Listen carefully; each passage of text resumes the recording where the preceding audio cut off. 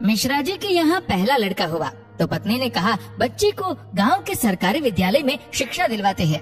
मैं सोच रही हूँ कि सरकारी विद्यालय में शिक्षा देकर उसे अच्छा नागरिक बनाऊंगी। मिश्रा जी ने पत्नी से कहा, अच्छा नागरिक बनाकर इसे भूखा मारना है क्या? मैं इसे बड़ा अफसर बनाऊंगा ताकि जिंदगी में कामयाब बने। मिश्रा जी सरकारी बैंक में मैनेजर के पद पर थे। पत्नी धार्मिक थी और इच्छा थी कि बेटा संस्कारी बने, लेकिन मिश्रा जी नहीं माने। दूसरा लड़का हुआ, पत्नी ने जिद की, मिश्रा जी इस बार भी ना माने। तीसरा लड़का हुआ, पत्नी ने फिर जिद की, लेकिन मिश्रा जी एक ही रट लगाते रहे, कहाँ से खाएगा, कैसे गुजारा करेगा, और इस बार भी नहीं माने। चौथा लड़का हुआ, इस बार पत्नी की जिद के आगे मिश्रा जी हार गए। अंततः उन्होंने उसे सरकारी विद्यालय में शिक्षा दीक्षा दिलवाने के लिए भेज ही दिया। अब धीरे धीरे समय का चक्र घुमा। अब वो दिन आ गया जब बच्चे अपने पैरों पे मजबूती से खड़े हो गए। पहले तीनों लड़कों ने मेहनत करके सरकारी नौकरियां हासिल कर ली। पहला डॉक्टर, दूसरा बैंक मैनेजर, तीसरा एक गवर्नमेंट कंपनी में ऑफिसर के पद पर जॉब करने लगा। एक दिन की बात है, मिश्रा जी पत्नी से बोले, अरे भाग्यवान, देखा मेरे तीनों होनहार बेटे सरकारी पदों पे लग गए ना, अच्छी कमाई भी कर रहे हैं। तीनों की जिंदगी तो अब सेट हो गई, कोई चिंता नहीं रहेगी अब इन तीनों को। लेकिन अफसोस, मेरा सबसे छोटा बेटा संस्कारी बनकर पासे के विद्यालय में नौकरी कर गांव में ही खेती को संभाल रहा है। जितना वह 6 महीने में कमाएगा उतना मेरा एक अफसर बेटा 1 महीने में कमा लेगा। अरे भाग्यवान, तुमने अपनी मर्जी करवाकर बड़ी गलती की। तुम्हें भी आज इस पर पश्चाताप होता होगा, मुझे मालूम है, लेकिन तुम बोलती नहीं हो। पत्नी ने कहा, हम में से कोई एक गलत है और इस बात का दूध पानी का पानी हो जाना चाहिए। चलो अब हम परीक्षा ले लेते हैं चारों की, कौन गलत है कौन सही पता चल जाएगा। दूसरे दिन शाम के वक्त पत्नी बाल बिखरा अपनी साड़ी का पल्लू फाड़कर और चेहरे पर 1-2 नाखून के निशान मारकर आंगन में बैठ गई और पतिदेव को अंदर कमरे में छिपा दिया। बड़ा बेटा आया, पूछा, मम्मी क्या हुआ? जवाब दिया, तुम्हारे पापा ने मारा है। पहला बेटा बोला, बुढ़ा सठिया गया है क्या? कहाँ है, बुलाओ। मम्मी ने कहा, वो घर पर नहीं है, बाहर गए हैं। पहला बेटा बोला, आए तो मुझे बुला लेना, मैं कमरे में हूँ, मेरा खाना निकाल दो, मुझे भूख लगी है। ये कहकर कमरे में चला गया। दूसरा बेटा आया, पूछा तो मम्मी ने वही जवाब दिया। दूसरा बेटा बोला, क्या पगला गए हैं इस बुढ़ापे में? उनसे कहना चुपचाप अपनी बची कुची जिंदगी गुजार ले।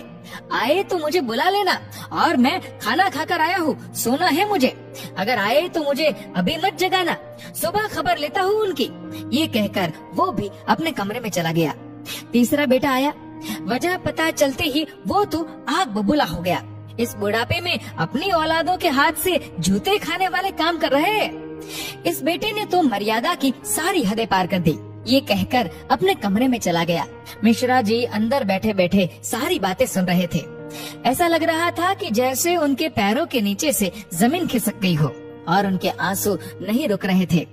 किस तरह इन बच्चों के लिए दिन रात मेहनत करके इन्हें पाला पोसा, बड़ा आदमी बनाया, जिनकी तमाम गलतियों को मैंने नजरअंदाज करके आगे बढ़ाया, और ये ऐसा बर्ताव अब तो बर्दाश्त ही नहीं हो रहा।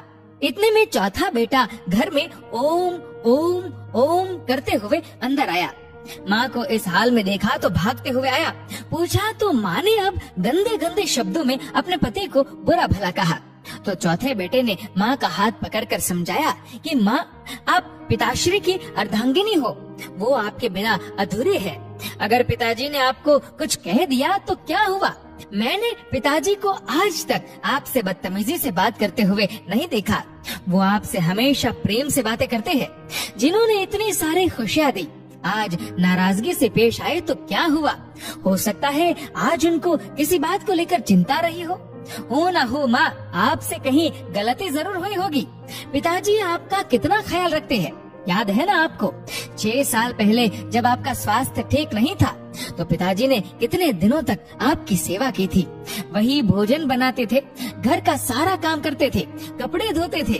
तब आपने फोन करके मुझे सूचना दी थी कि मैं संसार की सबसे भाग्यशाली औरत हूँ। तुम्हारे पिताजी मेरा बहुत ख्याल रखते हैं। इतना सुनते ही माँ बेटे को गले लगाकर फफक फफक कर रोने लगी। मिश्रा जी आंखों में आंसू लिए सामने खड़े थे। अब बताइए क्या कहेंगे आप मेरे फैसले पर? पत्नी ने मिश्रा जी से पूछा। मिश्रा जी ने तुरंत अपने बेटे को गले लगा लिया। मिश्रा जी की धर्म पत्नी ने कहा, ये शिक्षा इंग्लिश मीडियम स्कूलों में नहीं दी जाती। ये शिक्षा तो परिवार के व्यवहार व संस्कारों से मिलती है। अब मिश्रा जी को एहसास हुआ, जिन बच्चों पर लाखों खर्च करके डिग्रियां दिलाई, वे सब तो नकली निकले।